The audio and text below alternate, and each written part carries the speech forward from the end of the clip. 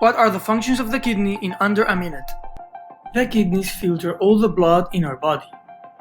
By doing this, they can eliminate waste that can come from medications or food, for example.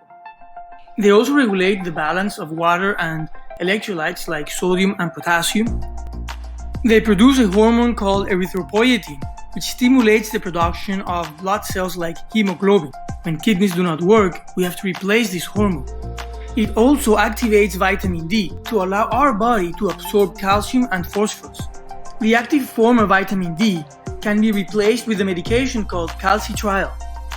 The kidneys also play a major role in regulating the blood pressure, and as the kidney function starts to decline, the blood pressure can be harder to control. And these were the functions of the kidney in under a minute.